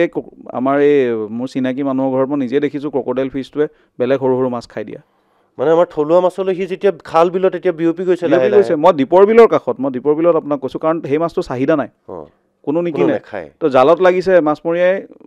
কিমান মাছ মাৰি থাকিব এই ছাইডতে পেলাই থৈ গুচি গৈছে মই দীপৰ বিললৈ এজনমান ষ্টুডেণ্টৰ লগত গৈছিলোঁ মোৰ লগত গৈছিলে তেওঁলোক মই মানে দেখি পটককৈ ভয় খালোঁ ইমান সাপ আছে নেকি ইফালে গৈ আছে ওচৰত গৈ চাওঁ মাছটো তাৰমানে যেতিয়া পেলাই দিলে সি তাৰমানে পানী বিচাৰি নিজেই জঁপিয়াই গৈ আছে মেটেকা চেটেকা মাজে মাজে। মানে সি পানী নোহোৱাকৈ বহুত ঘণ্টা জীয়াই থাকিব, বহুত ঘণ্টা। পানী ঘণ্টা নহয়, সি মানে এটা ডায়েপ'জ ষ্টেটত গুচি যায়, সেইটোক আমি ডায়েপ'জ বুলি কওঁ মাছ চাছৰ ক্ষেত্ৰত। মানে এইটো মানে তাৰ মেটাবলিক যিমান ছিষ্টেম আছে গোটেইখিনি সি শ্বাটডাউন কৰি বন্ধ কৰি পেলাই তেনেকেই থাকি যাব। মানে যেতিয়া আকৌ মানে প্ৰপাৰ কণ্ডিশ্যন পাব সি তেতিয়াহে আকৌ জীৱিত হ'ব। মই বিশ্বাস কৰক, মানে মই দেখিছোঁ মানুহক মানে পলিথিনতো যদি ভৰাই থৈ দিয়ে সি বোলে 12 ঘণ্টা 13 ঘণ্টালৈকে পলিথিনটোৰ ভিতৰত উশাহ নিশাহ নাপালেও তেনেকেই জীয়াই থাকে। তো এই মাছটো মৰাই মানে নমৰে এই মাছটো সেনেকৈ। তো সেইটো কাৰণে মই কওঁ আপুনি যদি খাল বিলত ক'ৰবাত দেখিছে সেইটোক তুৰন্তে মানে মাৰি পেলাওক। মই আজি থলুৱা নহয়, সেইটো আমাৰ কাৰণে ভাল মাছ নহয়। তাৰমানে মই মাৰি পেলাওক বুলি কৈছোঁ, হয়তো বহুতে বেয়া পাব পাৰে মোৰ কথাটো ভাবি পেলাই, বহুত প্ৰকৃতিপ্ৰেমীয়ে মানে যোনখিনি জীৱ জন্তুৰ প্ৰতি বেছি মৰম থাকে। কিন্তু মই এইটো আমাৰ জীৱ জন্তুখিনি ভালৰ কাৰণে কৈছোঁ, আমাৰ থলুৱাখিনি, আমাৰ পৰিৱেশৰ লগত, আমাৰ জৈৱ বৈচিত্ৰ্যৰ লগত যিখিনি খাপ খাই থকা মাছ আছে বা জলচৰ প্ৰাণী আছে সেইখিনিৰ ভালৰ কাৰণে। আন আমি 100 বা 10টা বা 100টা ভালৰ কাৰণে এই ক'ৰবাৰ পৰা আহা আমাক ক্ষতি কৰি থকা এবিধ মাৰিলে নিশ্চয় একো নহয়। কাৰণ আপোনাক ইমানটোলৈকে কওঁ, মই এটা ভিডিঅ' দেখিছিলোঁ, চি কাউ বুলি কয়, যিটো ডুগং, এটা বিৰাট ৰেয়াৰ এটা মানে সাগৰীয় জন্তু, চি কাউ বুলি কয়। এটা মেমেলে হয়, মানে স্তন্যপায়ী জীৱই হয়, মাছৰ নিচিনাকৈ পানীৰ তলতে ঘূৰি থাকে। তাৰ মূৰত এটা এনেকৈ কেটফিছ লাগি আছে, প্লেকো। এইটো মেক্সিকো ছাইডৰ এটা ভিডিঅ' হয়। সি ক'ত পাইছেগৈ আপুনি ভাবক, সাগৰৰ নিমখীয়া পানীত এটা চি কাউ, এটা ডুগঙৰ মূৰত লাগি আছে। কিমান ভয়ংকৰ হ'ব পাৰে সেই মাছটো। সেইটো কাৰণে ইনভেচিভ স্পেচিছ অকল এয়াই নহয়, মই আপোনাক আৰু এক্সাম্পল দি আছোঁ, ৰেড ইয়েৰ্ড স্লাইডাৰ। বহুতে কাছ ভাল পায়, ঘৰত পুহিব কাছ। তো আমাৰ যিটা ইণ্ডিয়ান স্পেচিছ, ইণ্ডিয়ান যিমান ভাৰতত যিমান বন্যপ্ৰাণী আছে কাকো আপুনি পুহিব নোৱাৰে। বন্যপ্ৰাণী সুৰক্ষা আইনে সেইটো প্ৰদান কৰিছে যে আপুনি পুহিব নোৱাৰে সেইকেইটা জীৱ জন্তু। লাগিলে সেইটো মইনা চৰাই হওক বা ভাটৌৱে হওক, আপুনি পুহিব নোৱাৰে। বহুতে কাছ ভাল পায়, একুৰিয়ামৰ দোকানত যায়, দাদা মোক কাছ লাগে। তো তেওঁলোকে ৰেড ইয়েৰ্ড স্লাইডাৰ, আমেৰিকাৰ কাছ এটা আছে, সেইটো দি দিয়ে। সেই কাছটো আমাৰ বন্যপ্ৰাণী সংৰক্ষণত নাই লিষ্টত, সেইটো কাৰণে লিষ্টত নপৰে কাৰণে সেইটো মানুহে পোহে। তাকো একেই, মৰম লাগে, ডাঙৰ হয়, এৰি দিয়ে। আপুনি দীঘলী পুখুৰীত যাওক, দীঘলী পুখুৰীৰ কাষত যদি আপুনি দেখিছে যে কাছই যদি ৰ'দ পোৱাই আছে, তাৰ মূৰৰ ওচৰত যদি ৰঙা লাইন এটা দেখিছে, গম পাব এইটো ৰেড ইয়েৰ্ড স্লাইডাৰ। কোনোবাই আহি মেলি দিছে। আমাৰ থলুৱা কাছও আছে, সেই কাছলৈ বিপদ নহ'বনে? হ'ব, কাৰণ ই কি কৰে, ইয়াৰ প্ৰজনন, যেনেকৈ মই কৈছোঁ প্ৰত্যেক ইনভেচিভ স্পেচিছৰ মেইন কনচেপ্টটোৱে হৈছে সিহঁতি খুব দ্ৰুত গতিত প্ৰজনন কৰিব পাৰে। তো সিহঁতি প্ৰজনন কৰিব, ইহঁতি বালিতো কণী পাৰিব পাৰে, শিলতো কণী পাৰিব পাৰে। তাৰপিছত খুব বেছিকৈ খায়, চব খায়, গছ গছনিৰ লগতে মানে যি পায় চব খাব। তো ইভেঞ্চুৱেলি আমাৰ যিখিনি থলুৱা কাছ, আমাৰ দুৰা কাছৰ পৰা আদি কৰি যিখিনি আছাম ৰূফ টাৰ্টল, টেন টাৰ্টল যিখিনি আছে, সেই গোটেইবিলাক কাছ আমাৰ লাহে লাহে নোহোৱা হৈ যাব এনেকুৱা হ'লে। আজি যিহেতু বন্যপ্ৰাণী সংৰক্ষণ দিৱস, গতিকে আমি এনেকুৱা ধৰণৰ বন্যপ্ৰাণীৰ ওপৰতেই কথাটো পাতিছোঁ যিবিলাক আমাৰ বিলুপ্ত প্ৰায় হৈ পৰিছে। এটা সময়ত বহুতে ঘন চিৰিকা বুলি কয়, বহুতে ঘৰ চিৰিকা বুলি কয়, দুয়োটাই উচ্চাৰণ কৰে। সেই ঘৰ চিৰিকা চৰাইটো বহুত কমি গৈছে, কাৰণটো কি? তাৰ দুটা কাৰণ বুলি মই ভাবোঁ। এটা হৈ গ'ল ঘৰচিৰিকা, আপুনি গাঁৱত যদি খেৰী ঘৰ দেখা পায়, চাবচোন ঘৰচিৰিকাবিলাক খেৰী ঘৰত সোমাই তাহাঁতি তাতে বাঁহ সাজে। খুব তাহাঁতৰ কাৰণে সুবিধাজনক আছিলে, টকৌ পাতৰ ঘৰ বা খেৰী ঘৰত তাহাঁতি তলতে বাঁহ সাজে। তো আজিকালি খেৰী ঘৰ একটো দেখি পাবলৈ নোহোৱা হ'ল। তাৰপিছতে এটা বহুত ডিবেটেবল কথা এটা আছে, যদিও সেইটো প্ৰাসংগিক কাৰণেই মই কথাটো কৈছোঁ, যে মানে এই ইলেক্ট্ৰমেগনেটিক ৰেডিয়েশ্যনবিলাক যেতিয়া আমাৰ চাৰিওফালে বাঢ়ি গৈছে, অকল মোবাইল টাৱাৰক দুখিলে নহ'ব, চব যিমান ইলেক্ট্ৰনিক ডিভাইচ আছে চবেই এটা ইলেক্ট্ৰনিক তৰংগ এটা এৰে। চ' চাৰিওফালে যিহেতু আমাৰ গোটেই আজিকালি ডিভাইচেৰে ভৰ্তি, তো এই ইলেক্ট্ৰমেগনেটিক ৰেডিয়েশ্যনৰ ফলতো ইহঁতৰ বহুত বৈজ্ঞানিকে কয় যে ইহঁতৰ এগ চেল থিনিং, তাৰমানে ইহঁতৰ কণী যিটো পাৰে, কণীৰ বাকলিটো পাতলা হয়। তাৰ ফলত তাহাঁতি প্ৰি মেচিয়ৰ, মানে পোৱালিটো ভালকৈ বিকশিত হোৱাৰ আগতেই ফাটি যায় কণীটো। তো যাৰ ফলত মানে তাহাঁতৰ পপুলেশ্যন, মানে তাহাঁতৰ সংখ্যা বাঢ়িব নোৱাৰে। তো বহুত মানে সেইটো এটা সমস্যা। আৰু ঘৰচিৰিকা, মই শব্দটো প্ৰিফাৰ কৰোঁ ঘৰচিৰিকা, কাৰণ আৰু এবিধ ঘৰচিৰিকাৰ লগতে ঘূৰি থকা এটা চৰাই আছে, কেতিয়াবা ভালকৈ চালে লক্ষ্য কৰিব, ঘৰচিৰিকাৰ মতা মাইকী দেখাত বেলেগ, তাৰ লগতে ঘূৰি থাকে এবিধ কয় বনচিৰিকা। সিহঁতৰ লগতে থাকে। অকণমান আপুনি ছেমি আৰ্বান, মানে যিখিনি ধৰক টাউন টাইপৰ এৰিয়া, সেইবিলাকত বেছিকৈ পাব। গুৱাহাটীতো দেখা পোৱা যায়, কিন্তু বেছি ঘন মানে মানুহ থকা জেগাত আপুনি দুইটা নাপায় একেলগে, অকল ঘৰচিৰিকাটোকে বেছিকৈ পায়। বনচিৰিকাটো কেনেকুৱা হয়, বনচিৰিকা গোটেই মূৰটোৱে আপোনাৰ ইটা বৰণীয়া হয়, আৰু ডিঙিত এটা বগা লাইন এনেকুৱা থাকে, মানে কলাৰ নিচিনা। আৰু যিটো ঘৰচিৰিকা, তাৰ গোটেই মূৰটো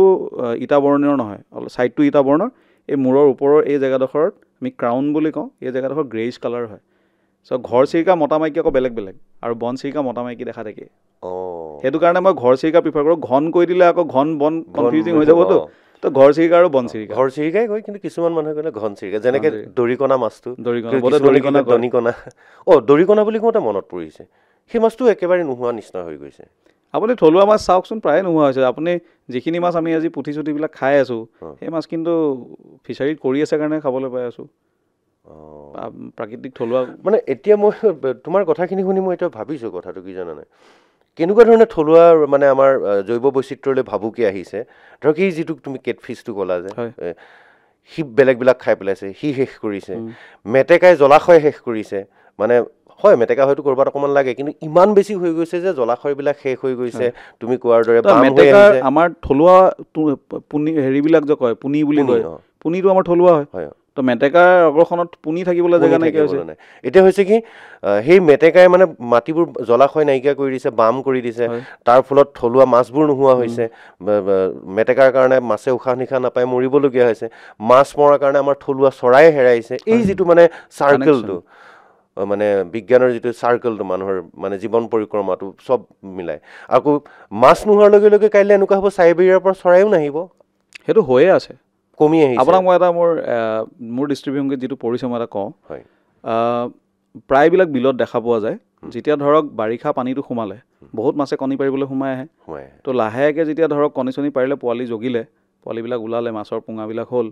তো মানুহে কি কৰে, আঁঠুৱা জাল লগাই দিয়ে, সৰু সৰু ফুটাৰ। মানে এটাও মাছ পাৰ হৈ যাব, একোৱে পাৰ হৈ নাযায়, শামুক চামুক একোৱে পাৰ হৈ নাযায়, চব ধৰি পেলাই। তো ধৰি পেলোৱাৰ লগত কেতিয়া হয় সেইটো ধৰক ছেপ্টেম্বৰ মানতে সেই মাছখিনি ধৰি পেলালে। তো ধৰি পেলোৱাৰ ফলত কি হৈ গ'ল, এই ডিচেম্বৰ মানলৈকে, আমি মাঘৰ বিহু সময়লৈকে যেতিয়া মাছ বহুত থাকিব লাগে বিলত, মাছে নাইকিয়া হৈ যায় বিলবিলাকত, কাৰণ সেইবিলাক সৰু সৰু মাছ আগতেই ধৰি পেলালে জাল দি পেলাই। এই সৰু মাছ নথকাৰ কাৰণে কি হ'ল, মাছমৰীয়াই বিলবিলাকত মাছ নোপোৱা হ'ল। এতিয়া আগতে কি কৰিছিলে, মাছমৰীয়াই মাছ ধৰিবৰ কাৰণে বিলবিলাকত মেটেকাবিলাক চাফা কৰিছিলে। চাফা কৰাৰ কাৰণে খালী জেগা অলপ থাকে, অলপ চলপ মাছো থাকি যায়, চৰাইবিলাক খালী জেগাখিনিত পৰিবলৈ পায়, মাছো খাবলৈ পায়। এতিয়া মাছমৰীয়াবিলাকে বিলখন চাফাও নকৰে, মেটেকা ভৰ্তি হৈ আছে, চৰাই বহিবলৈ জেগা নাইকিয়া হৈছে। চ' ইয়াৰ লগত গোটেই মানে মই এইটো কেছকেট বুলি কওঁ, মানে ধৰক এটাৰ লগত এটা কানেক্টেড, মানে বাটাৰফ্লাই এফেক্ট বুলি কয় যে, আপুনি মানে বাটাৰফ্লাই ক'ৰবাত পাখি 100টা বাটাৰফ্লাই একেলগে যদি পাখি লৰাই দিয়ে, কোনোবা জেগাত মানে হেৰি হৈ যাব পাৰে, মোৰ মানে ঘূৰ্ণি বতাহ আহি যাব পাৰে, কানেকশ্যনটো তাৰমানে। সেইটো এটা মানে এটা সৰু এক্টিভিটিৰ কাৰণে কিমান আমি ভুগিবলগীয়া হ'ব পাৰে মানে আহিব লগা সময়ত। এতিয়া আজিৰ দিনটোৰ বিশেষত্বৰ ওপৰতে কৈছোঁ, বন্যপ্ৰাণী সংৰক্ষণ দিৱস যিহেতু। বন্যপ্ৰাণী সংৰক্ষণ বুলি ক'লে সাধাৰণ মানুহে কি হয়, এইবিলাক আৰু আমাৰ কাম নেকি, চৰকাৰৰ কাম বা এই বিজ্ঞানীবিলাকৰ কাম, মানে বায়'লজিষ্টৰ কাম, তোমালোকৰ নিচিনা। আমাৰ মানুহে সাধাৰণতে এনেকুৱা ধৰণৰ ধাৰণা এটা লৈ থাকে। কিন্তু তাৰ মাজতে বহুতে সংৰক্ষণ হিচাপে নহ'লেও জীৱ জন্তু ভাল পায় কাৰণে সংৰক্ষণ কৰি ৰাখিছে। যেনেকৈ এই ঢকুৱাখনাত এই বাইদেউগৰাকীৰ নামটো মই পাহৰিছোঁ, অসম গৌৰৱ বঁটা পাইছে। তেওঁ যে বাৰীত থকা শগুনে বাঁহ লোৱাৰ কাৰণে গছ কিছুপা কাটিব নিদিয়ে, আজি বহুত বছৰ। বহুতে কয় যে শগুনে ঘৰৰ বাৰীত বাঁহ সাজিব নাপায়, এই মানুহৰ কাৰণে অশনি সংকেত। কিন্তু তেওঁ আজি ইমান বছৰ হেৰি কৰি আজি গোটেই ৰাজ্যজুৰি চৰ্চিত। বাকী আমাৰ এইফালে পূৰ্ণিমা দেৱী, তেখেতো আছে, হাৰ্গিলা বাইদেউ, আৰু বিভিন্ন ঠাইত আছে। ধৰক এই যে তিনিচুকীয়াৰ বাৰেকুৰি গাঁৱত হলু বান্দৰ সংৰক্ষণ, ঠিক তেনেকৈ মাৰ্ঘেৰিটাৰ কেটেটং, এইবিলাকতো মানে হলু বান্দৰ যথেষ্ট আছে। কিন্তু মানে একদম বহল দৃষ্টিকোণেৰে, বহল পৰিসৰত সাধাৰণ মানুহৰ ধাৰণা যে এইবিলাক চৰকাৰৰ কাম, এইবিলাক ফৰেষ্ট ডিপাৰ্টমেণ্টৰ কাম। এতিয়া আজিৰ দিনটোৰ লগত কথাটো প্ৰসংগটো মানে সংগতি আনি মই তোমাক সুধিব বিচাৰিছোঁ, সাধাৰণ মানুহে, সাধাৰণ এজন খেতিয়কেই হওক বা বিভিন্ন জীৱিকাতে থকাই হওক, কোনোবা চাকৰিয়ালে হওক, গাঁৱতে হওক, চহৰতে হওক থকা মানুহে কেনেদৰে বন্যপ্ৰাণী সংৰক্ষণ কৰিব? মই আজি অলপ দিনৰ আগলৈ ঘূৰি যাব বিচাৰিছোঁ। আপোনাৰ মনত আছে চাগে, যেতিয়া আমি সৰু থাকোঁতে মাৰ লগত একেলগে বহি ভাত খাইছিলোঁ, মায়ে কাঁহীৰ কাষত অলপমান ইমানকণমান ভাত ছেপাৰেটকৈ থৈ দিয়ে। মনত পৰিছে গোটেইখিনি নাখাবি, ষ্টুডিঅ'ত থকা সকলোৱে চাগে এইটো বস্তু মনলৈ আহিছে, বা চাই থকা প্ৰত্যেকেই মনত পৰিছে যে অকণমান ভাত তেওঁ বেলেগকৈ থয়। তেওঁ ক'লে থয় এই ভাতটো, কালে থয়? সেইখিনি ডাইৰেক্ট কাৰোলৈ বুলি নথয়, কিন্তু সেইটো তেওঁ নিজৰ মাকৰ পৰা শিকিছে। তাৰমানে তেওঁলোকে থৈছিলে, তেওঁলোকে যেতিয়া সেই ভাতকণ চোৱা পাতনিত পেলাই দিয়ে, তাতে ডাউকে খাবলৈ আহে। সেইকাৰণে মানুহৰ এই টিউবৱেল বা কুঁৱাৰ পিছফালে যিখিনি অকণমান চোৱা পাতনি, কচু চচু গছবিলাক থাকে, আগতে চোৱা পাতনি আছিলে, আজিকালি চোৱা পাতনি নাইকিয়া হৈ গ'ল। তাত ডাউক চৰাই আহে, ডাউকে অকল ডাউক নহয়, বহুত বিভিন্ন চৰাই আছিলে, সেইবিলাক চৰাইবিলাকে খাবলৈ আহে। চ' মানুহে কনজাৰ্ভেশ্যন আগৰ মানুহে কনজাৰ্ভেশ্যন বুকুৰ পৰা কৰিছে, মনৰ পৰা। তেওঁলোকে ভিতৰত আছিলে কনজাৰ্ভেশ্যন ক'ৰবাত। সেইটো কাৰণে অতীজতে যেতিয়া শাস্ত্ৰও লিখিছিলে, প্ৰত্যেকজন ভগৱানৰ লগত এটা এটা বাহন দি থৈ গৈছিলে। আমি বাহন বুলি কওঁতে আমি ইনফেক্ট ইয়াৰলৈকে হৈছে যে গণেশ ভগৱানৰ বাহন নিগনিটোকো প্ৰটেকশ্যন কৰিবৰ কাৰণে গণেশ বাবাৰ লগত কানেক্ট কৰি থৈ গৈছিলে।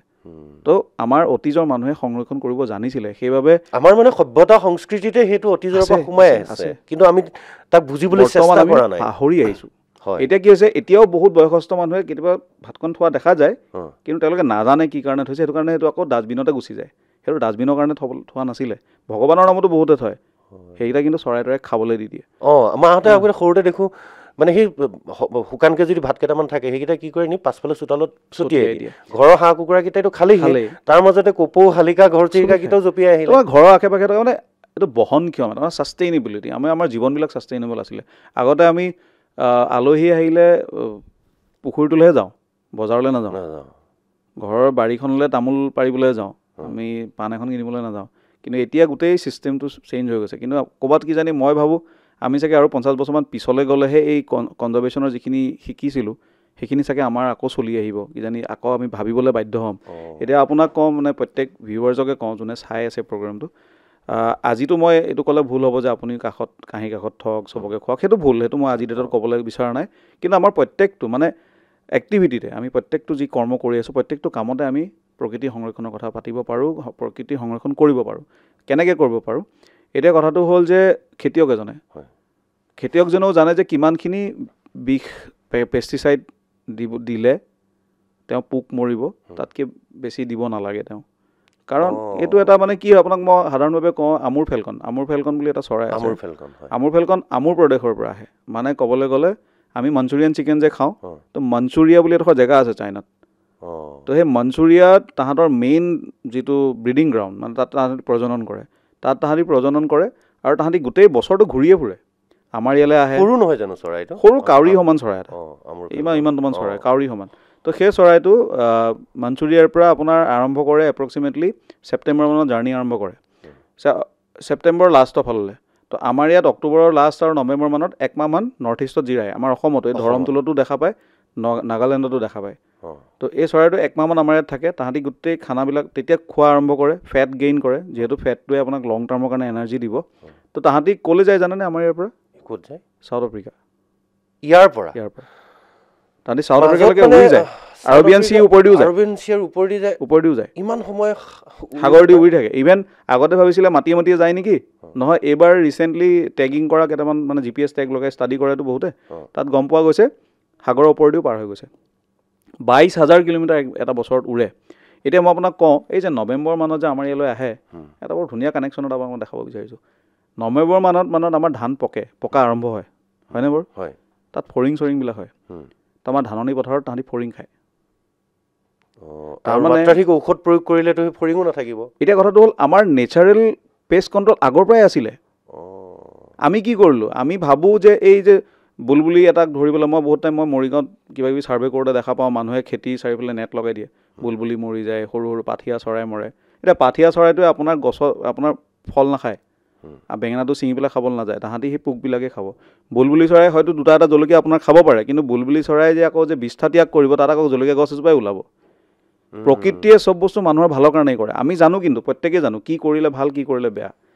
আমি খেতিত সাৰ মাৰি থাকিলেও গম পাওঁ যে ইয়াতকৈ বেছি মাৰিলে কিজানি বেয়া হ'ব নেকি, সেইটো তেওঁ জানে, সেইটো মই বেলেগকৈ তেওঁক ক'ব নালাগে। এতিয়া ধৰক ফান পতা মানুহ এজনেও জানে। এতিয়া মই আপোনাক সাধাৰণভাৱে আজি কওঁ, যোৰহাটৰ পৰা মই খবৰ পাইছোঁ আজি কেইবাদিনৰ পৰাই, যোৰহাটত জাজিমুখ ককিলামুখত এটা বিশাল বিলৰ এটা মানে নেটৱৰ্ক আছে, বহুত বিল আছে, দেখিছোঁ সেইটো চাইডে। ইনফেক্ট ভিডিঅ' আহিছে আমাৰ হাতলৈ যে তাত মানুহে পেষ্টিচাইড ছটিয়াই আছে বিলত। আৰু কিহৰ কাৰণে? সেইটো চৰাই মাৰিবলৈ, বনৰীয়া চৰাই হাঁহবিলাক আহে যে, আৰু তেওঁলোকৰ কি কয় জানা নাই? নিজৰ ঘৰত পুহি পিনিতো খাব পাৰে মানুহে। ঘৰত হাঁহ কুকুৰা অকণমান কষ্ট কৰি পুহি সেইকেইটা খাই থাকক না। কষ্ট কৰিবলৈ নাইকিয়া হৈছে নেকি? আমাৰ আছেই নহয় হাঁহবিলাক। তাৰপিছতো আকৌ বনৰীয়া সেই জীৱ জন্তুকেইটাৰ সোৱাদ কিয় লাগে? তাত আপোনাক দুটা মই চাইড কৈ আছোঁ। এটাটো হৈ গ'ল, মই ইমানটোলৈকেও কওঁ যে বন্যপ্ৰাণী সুৰক্ষা আনৰ কথা মই বাদেই দিলোঁ, এটা চৰাই মাৰি খোৱাটোও মই বাদ দিলোঁ। এটা খালেও কিজানি হয়তো শ আছে, এটা বাকীখিনি থাকিব, কিন্তু পয়জন দি দিয়াৰ লগে লগে কি হ'ল? আপুনি খাব এটা মৰিব যে 100টা আপুনিতো গোটেই সোপাক ধৰিব নোৱাৰে সিহঁতিতো উৰি যাব ক'ৰবাত খাই মেলি পৰি থাকিব এটা বা দুটা সেইকেইটাকে আপুনি ধৰিব এতিয়া ডাঙৰ সমস্যা এটা আছে ইয়াত অকল সেইভাগে ভাবিলেই নহ'ব যে অকল থলুৱা মানুহখিনিয়ে কৰি আছে মানে স্থানীয় মানুহখিনিয়ে কৰি আছে বাহিৰৰ পৰা চহৰৰ পৰাও ডিমাণ্ড যায় বোলে আমাৰ নিচিনা পঢ়া শুনা মানুহে বোলে ডিমাণ্ড দিয়ে যে এই পবিত্ৰত বিলত হেৰি আহিছেনে চৰাইজাক বনৰীয়া হাঁহ খাম বনৰীয়া হাঁহ খাম দেই এই এটিটিউড আমি এৰিব লাগিব এই বনৰীয়া আপোনাক মই ইমানটোৱে মই হৃদয়ংগম কৰিবলৈ এটা কথা কওঁ যে বাৰহেডেড গিজ ধিতৰা চৰাই আমাৰ হিমালয়খনত প্ৰায় 6000 মিটাৰৰ পৰা 8000 মিটাৰলৈকে আমাৰ বিস্তৃত তো তাহাঁতি 6000 7000 মিটাৰৰ ওপৰেদি উৰি আহে য'ত হেলিকপ্টাৰ যাব নোৱাৰে তাৰ ওপৰেদি তাহাঁতি উৰি আহে আমাৰ প্ৰদেশলৈ ইমান ওপৰেদি চাকৈ চুকুৱা চৰাই আপোনাৰ কাৰণে সাধাৰণ চৰাই এটা কিন্তু তাহাঁতি টিবেটত গৈ পেলাই তাহাঁতি প্ৰজনন কৰে য'ত বৰফ ইমান য'ত আমি জেকেট নিপিন্ধাকৈ থাকিব নোৱাৰোঁ তাত তাহাঁতি কৰে তো আমি সেই সন্মানকণো আমি দিব নোৱাৰোঁ নেকি যে ইমান দূৰৰ পৰা অহা চৰাই এটা আমাৰ খাল বিলত দেখাই পোৱা যায় চাকৈটো মতাটো চাকৈ মাইকীজনী চাকৈ বুলি কয় মাইকীজনী মতাটো চকুৱা চাকৈ চকুৱা বহুতে ভাবে চৰাইটোক নামটোৱে চাকৈ চকুৱা একচুৱেলি মানে মতা আৰু মাইকী বেলেগ বেলেগ খুব সুন্দৰ নাম এতিয়া ধিতৰা চৰাইটো মানে ক'লোঁ আপোনাক তেনেকৈ আপোনাৰ যিটো ৰাজহাঁহ এটা আছে ডাঙৰ দেও ৰাজহাঁহ বুলি কয় দেওহাঁহটো নহয় দেও ৰাজহাঁহ সেইটো মানে ধিতৰা চৰাইৰ লগতে থাকে প্ৰায় একেই ধিতৰা চৰাইটো আপোনালোকে দেখা পালে গম পাব বগা মূৰৰ ওপৰত দুটা ব্লেক লাইন থাকে তো সেইটো কাৰণে এতিয়া কথাটো হ'ল মানুহে যে পয়জন দি পেলাই যে মাৰিছে সেইটো নকৰিলেই দেখোন হৈ গ'ল আৰু চবতকৈ ভাল কাম কি জানে নাই এজন সাধাৰণ মানুহ হিচাপে কনজাৰ্ভেশ্যন কৰিবলৈ আপুনি একো কৰিব নালাগে একো কৰিব নালাগে sometime doing nothing is better than doing something ঠিক আছে আমি সংৰক্ষণ কৰিবলৈ কিবা এটা প্ৰচেষ্টা নকৰোঁ কিন্তু বেয়া নকৰিলেই হৈ গ'ল অনাহকতে গছ এজোপা উঘালি নেপেলালেই হ'ল আপোনাক গছ ৰুবলৈ কোনোবাই কৈছে গছ নিজে হৈ যায় চৰাই কৰি আছে নিজৰ কাম হাতীয়ে কৰি আছে নিজৰ কাম আপুনি নালাগে একো কৰিব কিন্তু একো নকৰিব কাৰণ ক্ষতিটোও নকৰিব আপুনি একো কৰাও নাই আকৌ ক্ষতিও কৰিবলৈ গৈছে সেইটো বেলেঞ্চটো প্ৰকৃতিয়ে নিজৰ কিন্তু কাম কৰি আছে আৰু এটা আপোনাক কথা কৈ থওঁ এটা সময়ত ডাইনোচৰ আছিলে আজি আছে ডাইনোচৰ এটা সময়ত পৃথিৱীখন ৰাজত্ব কৰিছিলে পোক পতংগই আজিতো সেইবিলাকো নাই আজি ৰাজত্ব মানুহে কৰি আছে কাইলৈ মানুহ নোহোৱা হৈ যাব প্ৰকৃতি একো নহয় আমি যে কওঁ পৃথিৱী বচাওঁ আহক পৃথিৱী বচাব আপুনি নালাগে পৃথিৱীয়ে নিজে নিজক জানে কেনেকৈ বচাব লাগে পৃথিৱীয়ে ইচ্ছা কৰিলে এটা এনেকৈ চুটকি মাৰিলে গোটেই মানুহ খতম আমি নিজৰ সেই চুনামি ভূমিকম্প আহি হৈ আছে এইবিলাকতো তাৰে প্ৰমাণ তো সেইটো কাৰণে সময় আমাক দিছে প্ৰকৃতিয়ে চিন্তা কৰিবলৈ ভাবিবলৈ যে আমাৰ যিখিনি পদক্ষেপ আমি যিখিনি প্ৰত্যেকটো খোজতে আমি প্ৰকৃতিক হানি নকৰাকৈ এটা বহনক্ষম মানে ৱেট প্ৰচেষ্টাত আমি কেনেকৈ আগবাঢ়ি যাব পাৰোঁ আজি AQI শব্দটো নতুনকৈ মানুহে শিকিছে দিল্লীত বোলে AQI হাই অসমত AQI বায়ুৰ কিবা সূচাংক তো দূষিত ভাবি চাওক আপুনি মানে কি দিন আহিছে মানে আমাৰ কাৰণে তো আমি যদি প্ৰকৃতিক যদি সন্মান নকৰোঁ